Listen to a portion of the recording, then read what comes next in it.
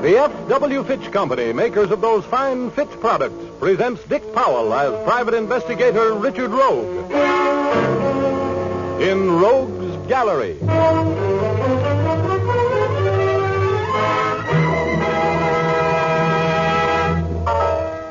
Rogue speaking.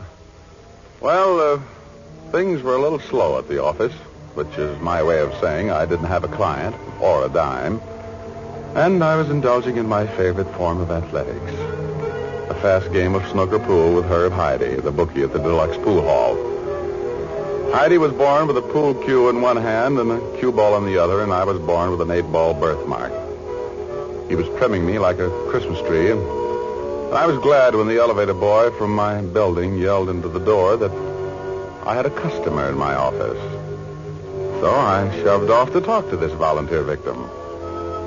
When I opened the door to my office, I saw him standing there, a dignified-looking, white-haired gent, with a strong nose, a weak mouth, and the nice middle-class air of substantial citizenry. You're Mr. Rogue? That's right. You want to talk business with me, Mr. Grant. George Grant, yes. Oh, have a chair, Mr. Grant. No, thank you. I prefer to stand. Mr. Rogue, I understand that you have connections with the fire insurance companies, that you are sometimes retained by them to investigate losses which might have been caused by arson. That's right. Go on. Are you interested in the fire at the Matthews Fur Company warehouse a week ago? I could be. That fire was arson, Mr. Rogue. Mm-hmm. I can tell you some very interesting facts about it. Well, good. That was a pretty important claim, wasn't it? The fire destroyed over $100,000 worth of furs. Yeah? Well, start talking, Grant. I'd like to have $1,000 before I talk with you, Mr. Rogue. Well, I don't usually pay out that kind of money until I know what I'm buying. I'm not saying a word, sir, till I get $1,000. I've been double-crossed once on this deal, and I don't intend to take a chance on getting the same treatment from you. Just how much did you have to do with this torching, Grant? I don't intend to answer that question. Do I get my $1,000, Mr. Rogue? Come back in an hour. You have the money for me then? Yeah. Come back in an hour. And your story had better be good, Grant. I'm a busy man. I haven't time to fool around with crackpots. I'll have the proof. Okay. So long now. Oh, it's 4 o'clock, Grant. I'll see you at 5. On the dot, right? I'll be here.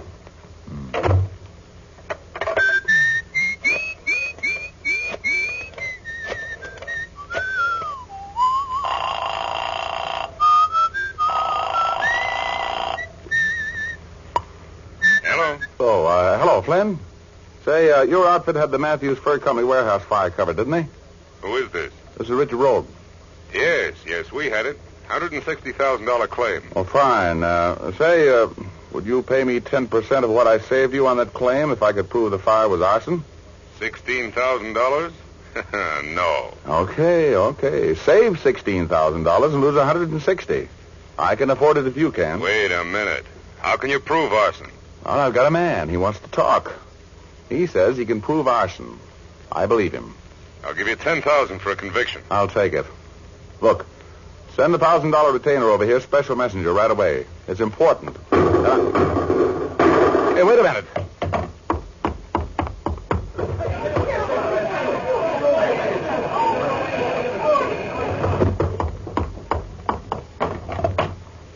Hello, Flynn. Yes, where have you been, Rogue? Well, my source of information has just been eliminated. But the deal's on. What do you mean? Well, he must have known too much. He's been murdered.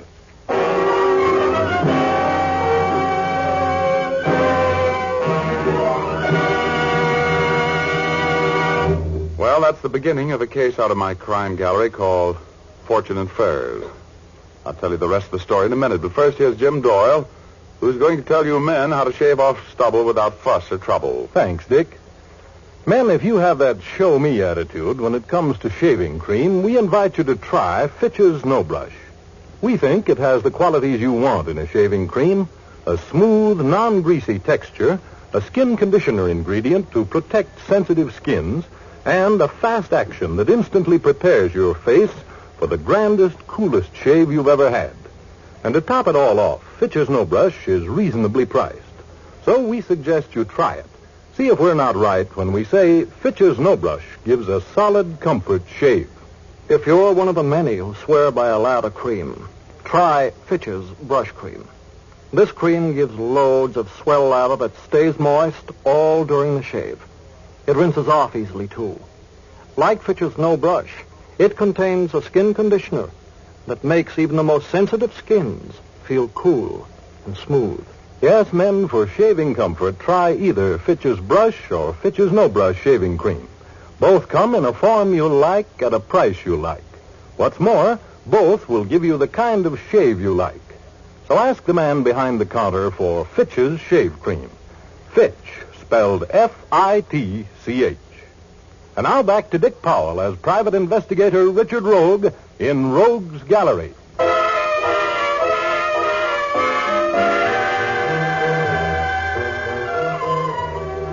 Well, as I was saying, I was as broke as a New Year's resolution when I ran across proof that the Matthews Fur Company warehouse fire was arson. I called Louis Flynn, who headed up the Fidelity Fire Insurance Company, and made a deal with him for $10,000 if I could prove that the fire was of incendiary origin. And while I was talking with him, George Grant, my witness, was killed leaving the building. Well, I couldn't afford to lose a $10,000 fee right then, so I took a fast distance to the home of the late George Grant. I knocked at the door. What do you want? I want to talk with you. You're George Grant's daughter? Yes. You're the police? Yes. Come in. Oh, thank you. I suppose you want to question me about my father's affairs. Yes, that's right. Come in here, please. I can't believe that Dad is dead. I'm sorry. Believe me. And if you'll help me, I'm sure we can find the people who murdered him. Sit down, please. Thank you. Oh, Miss Grant, what was your father's business? Oh, don't you know? He was warehouse manager for the Matthews Fur Company. He had been for years. Oh? Did he have any enemies that you know of? No. Dad wasn't the kind of a man who made enemies. He was sweet. Oh, I don't know. There'd been something wrong with him for the last couple of weeks. He wasn't himself. He was worried. And it was all that blonde's fault. Blonde? Yes, Bernice Maxwell. Dad became involved with her. And he was spending too much money on her. Much too much money. How long ago did he meet this Miss Maxwell? Oh, about a month ago, I guess. She deliberately chased him. She must have had some reason for it. Dad was no great catch. He was just a little guy working for a salary, trying to get along. Well, you say he's been acting strangely. In what way? Could you break that down a little bit for me? Well, I'll try. You see, for a while he was talking about how he was going to have a lot of money, all of a sudden. He was happy and carefree then. He was gone from home quite a bit. One night he had a meeting here with some rough-looking men. He wouldn't tell me who they were. Yes, go on. Then after the warehouse fire, he was depressed. And he talked about... He talked about killing himself. I knew he was in some awful trouble, but he wouldn't talk with me about it. He just kept calling Bernice Maxwell. She wouldn't answer the phone even. Did your father talk with you much about the fire? No. But I'm sure that fire had something to do with his murder. I know it did. That Maxwell woman has something to do with it, too. Who do you suppose that is? I think I know. Oh, please don't go away. I don't want to talk to anybody else. If you stay here, maybe they'll leave. This the residence of George Grant? Yes. Who are you? Lieutenant Urban, Homicide Squad. Oh. Won't you come in? Hello, Urban. Rogue, what are you doing here? Isn't he a policeman? No. What are you doing here, Rogue? I'm working on a case. Do you know anything about a murder that took place outside your office an hour ago? A little? I see. What are you doing out here? Well, I'm working for a client. I've got a license to do that. You want to see it? If he isn't a policeman, who is he? He's a private investigator, which is a Harvard version of a gumshoe. His name is Rogue, Richard Rogue. It is? Well, he told me he was a policeman. I wouldn't have let him in. Well, that's not very gracious of you, Miss Grant. Shut up.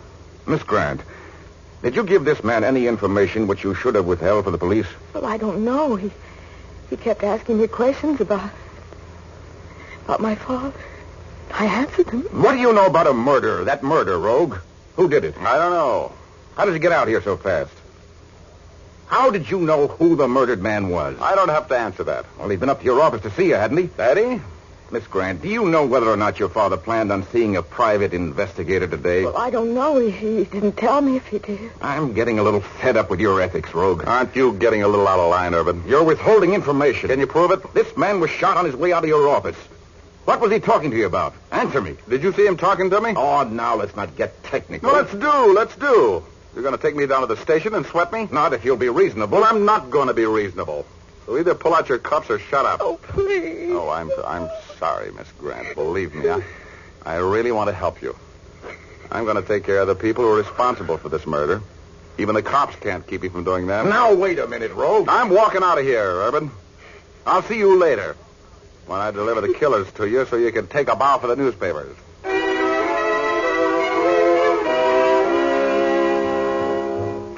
Oh, I was burned like a bride's biscuits and feeling just as tough when I walked out of that house and passed Urban's squad car to my coupe.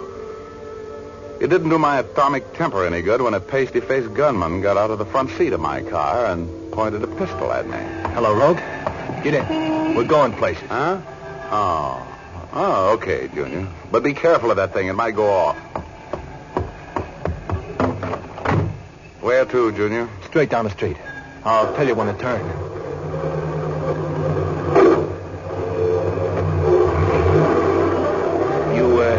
You had a visitor at your office this morning. How much talking did he do? Oh, you mean George Grant? You know who I mean. Well, he didn't talk much. Why? Who wants to know? The boss. Hey, look out where you're going, Rogue. Well, I'm not worried. I've got the wheel. Let's get this thing out of low, shall we? What are you trying to do, Rogue? Kill yourself? No, it makes me feel safer going this fast. Because you pulled the trigger on that heater and you're just as dead as I am. Slow down, Rogue. Hey, that guy almost crashed us. What's the matter, bully boy? You yellow? I've got a tank full of gas and this car will make over 100. You're going to kill us both. That's possible. As a matter of fact, it's probable. But you were going to take me for a ride anyway, weren't you? I got nothing to lose. Give me that gun. Hey, keep your hands on the wheel, Rogue. Hey, cut it out. Give me that gun, Bud. Come on. Get your hands on the wheel, Rogue. You're going to crash. Give me that gun or I'll rip right into that wall ahead of us. You know me, kid. I mean it. Now, give me that gun. Would you let me go? No. Give it here. Oh. Come on. Hey. Well, I'll be. He's passed out. Hey.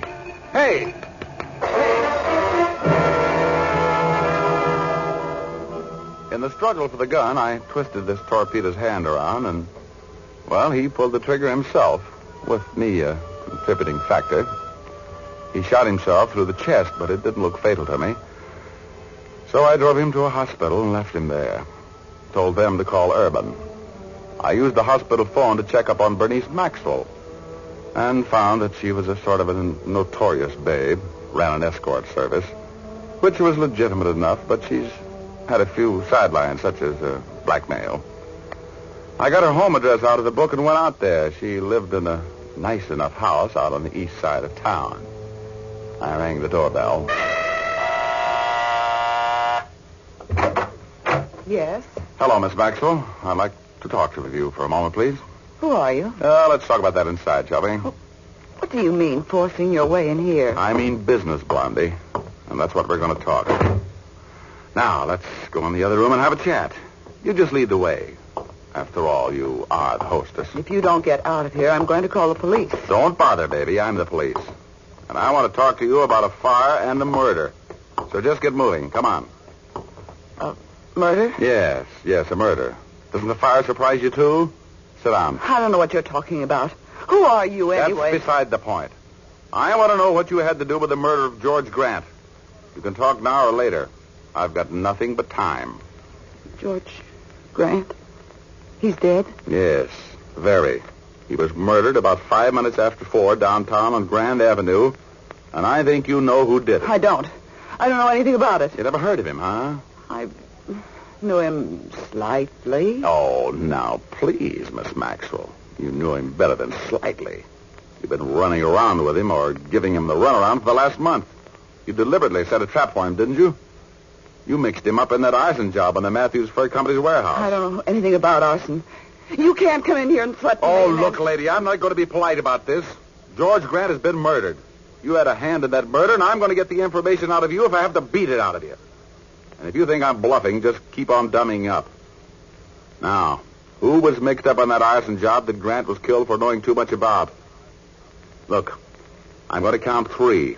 Then I'm going to come over there and slap the information out of you. Look. If I tell you what you want to know, will you fix it with the district attorney to let me turn state's evidence? It depends on how good your information is. You have nothing on me. Now, don't start that again. You almost had your mind made up to be smart. Don't double-cross yourself. Now, come on. Talk. I have everything you need right here in this desk. Well, now you're talking sense. Now, wise guy, get your hands up. Huh? Oh, no kidding. Now, look, Maxwell. This is nothing you can shoot your way out of, especially with a toy gun like that. Sit down. No. If I'm going to be shot, I want to be standing up when I get it. This is a silly piece of grandstanding, Blondie. I'm going to take that gun away from you before you nerve yourself into pulling the trigger. Don't come another step. I'm telling you, if you do, I'll shoot. Now, you don't think one bullet from that little .25 is going to stop me, do you? It won't, Maxwell. I'll just keep right on coming, and I'll take it away from you. And I'll put you in the pen for the rest of your life for attempted murder. I'll be there anyway if I don't get rid of you. Don't be a sucker now. Think of those 13 steps to the death house. I'm coming after that gun, Maxwell. You take one more step and... Well, I hated to slap that gun out of your hand, Blondie, but you didn't want to shoot me anyway, did you? Let go of my arm. You're hurting me. Now talk. Who was behind that arson deal? Who was the touch-off man? Who was the brain? I can't tell you. I can't. If I don't, they'll kill me. Come on. I haven't much sympathy for dames like you. You killed George Grant just as much as if you pulled the trigger on him. Now talk, baby. Talk, do you hear?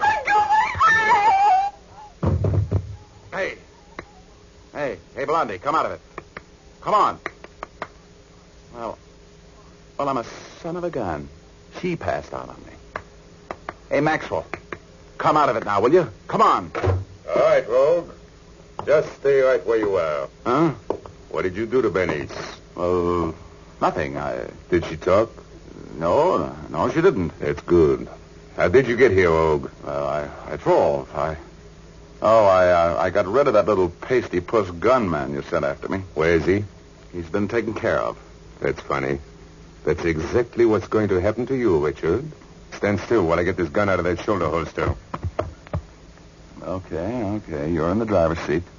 You just couldn't ever learn to stay out of trouble, could you? Trouble's my business, Bub. Get up and keep your hands in the air. Oh, sure. Well, if you're going to let me have it, this is as good a time as any, isn't it? Time's all right. But I don't like the place, that's all. I'm going to take you out in the country. That's nice to think about. I love the country. You know I'm going to have to kill you, don't you? You know too much. Sure. You couldn't stand a police investigation, could you, Bob? No. You know, you should have covered me yourself when I left the Grant house. You should never send a boy to do a man's work. No? Now, you're yellow, too, aren't you? You haven't got the guts to pull a trigger yourself. You've got a lot of nerve. Talking that way when you're looking down the barrel of this gun, Richard. Yeah, you're a two-for-a-nickel penny-added tin horn, Frenchie. And I'm going to take that gun away from you and make you eat it. Yes? Well, I have plans for you, Richard. I'm going to bend this gun over your head first, and then I'm going to get rid of you. For good. You haven't got the guts. No. Turn around, Rogue.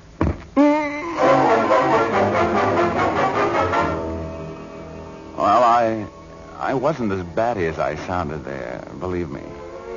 I'm no hero, and usually when a guy has the drop on me, I obey orders like a corporal bucking for sergeant. But I didn't have much to lose, and for once I wanted to be hit over the head. Oh, I got my wish and rolled with the blow. Those old familiar stars started to circulate around my indestructible cranium, and I started to black out. But I pulled myself back and hung on to consciousness. I didn't move after I fell. I didn't have to. You see, I fell with my left shoulder in the shadows, covering the automatic I'd slapped out of Bernice Maxwell's hand a little earlier. And when I heard this character walk away from me, I got my right hand on the gun. He went over to where Bernice was, just coming around to this world again. I could hear him talking to her. Bernice. Bernice. Get away from me. Oh, it's you, Marcel. Where's he? Hogue? He's on ice over there in the corner. You kill him? No, but I'm going to. I didn't want to do it here in your house. Drop that gun, Marcel. I'm taking over from here. What? Drop it! Marcel, he's over there by the piano.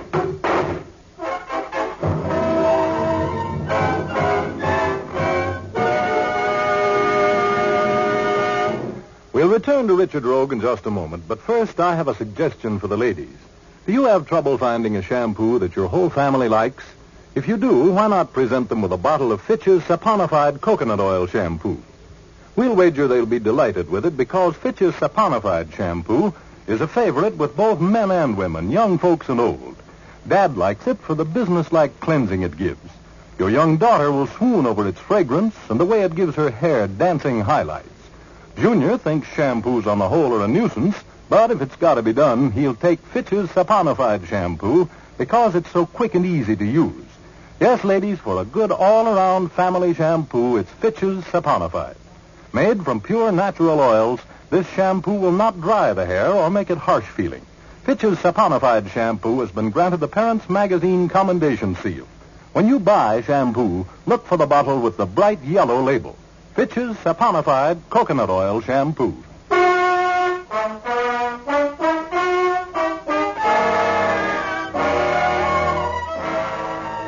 And now we return to Rogue's Gallery with Dick Powell as private investigator Richard Rogue. I was a little worried about my future as I stood there behind the cover of that piano and pumped lead at my cell. But if I could get in a lucky shot, I knew I could put him away for the murder of George Grant and the arson job at the Matthews Fur Company warehouse. I'd hit him a couple of times, and his girl, Bernice Maxwell, was screaming at me to stop. But Marcel kept on trying to luck a shot into my anatomy.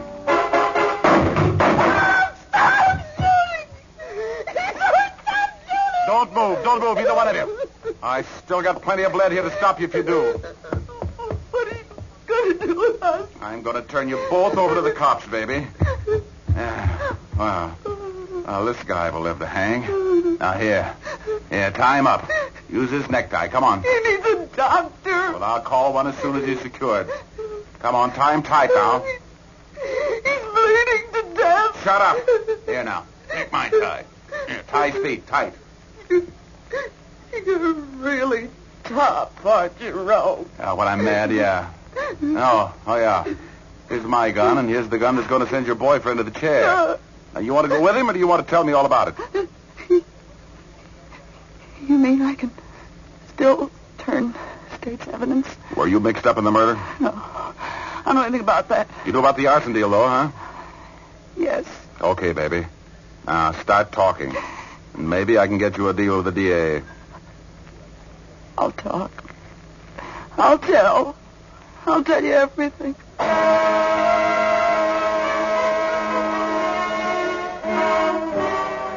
Well, she sang. Yeah, she sang plenty. And the words were music to my ears. When she was through singing, I tied her up tight and called homicide to tell Urban where he could pick up a murderer and an accessory before the fact.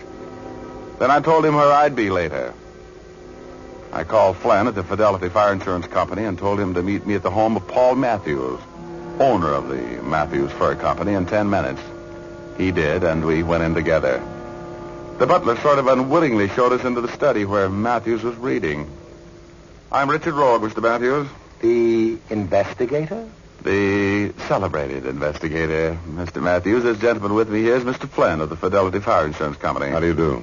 Well, I'm puzzled as to the purpose of your visit, gentlemen. Well, I'll unpuzzle you, Matthews. The fire at your fur warehouse was deliberate arson. Oh? Why, that's preposterous. It's a nice act, but no go. We're not paying the claim, Matthews. We have absolute evidence. Let me tell you, Flynn. You made a deal with Marcel Jarnac, one of the West's leading arsonists, to start that blaze, Matthews. But you needed the loyalty of an old employee of yours, the manager of your warehouse, George Grant. Grant was an honest guy. So you and Marcel sicked a dame on him, a dame named Bernice Maxwell. You convinced now that I know what I'm talking about? No. I tell you what. Okay, then I'll give you some more dope. With Grant's help, you took all of the expensive furs out of the warehouse and filled it up with a lot of junk. And then Grant sopped it all down with the gasoline and touched it off. So you want the insurance on $160,000 worth of minks and sables for burning $1,000 worth of cat skin. It was a swindle, Matthews. We're not paying the claim. The cops have the Maxwell woman, Marcel Jarnac, and a pasty-faced gunman who worked with them. They've all talked. You're through. That's the police now, the homicide squad. Show them in, will you, Flynn? Sure. Looks like the end of the road for me, doesn't it, Mr. Rogue? Yeah, it sure does, Matthews. You know, amateurs like you shouldn't go around mixing up with professional crooks. That's right. Hey, cut it out. Drop that gun. Matthews, hey. Hey, what's going on in here, Rogue? This guy, this Matthews tried to commit suicide. I had to take the gun away from him. That's all I've been doing all day long. Is that living?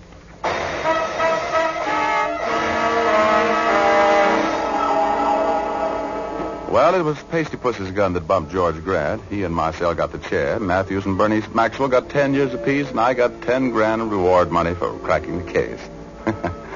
Yeah, I really had a time with that $10,000. Went to Mexico City, incidentally. Las señoritas, muy simpáticas. Yeah. Spent the month of January there. What a month, January. As soon as I get time, I'm going to write a book. You know what the title's going to be? I'm going to call it Lost January. Oh, dear. Incidentally, I hope you noticed that I didn't get my brains knocked out and make my regular visit to my alter enemy, Eugor, tonight. And... Huh? What's the idea, Rogie? I missed you. Are you mad because I threw that Betty dame off our cloud? No, Eugor. Oh, but look, Rogie, you made a reservation. On cloud number 8? I did not. Oh, yes, you did. You said it. I said what? You said, see you next week, Eugor. You said it. I heard you. Okay, I've seen you. Good night, midget. Goodbye, Rogie. Say, Rogie, aren't you going to wish me a Merry Christmas? Oh, sure. Merry Christmas, Eugor. Merry Christmas, Richard. So long. Merry Christmas. Imagine that little dehydrated Santa Claus. Oh, well, I love everybody. And God blesses one and all. To coin a phrase. You know what I mean?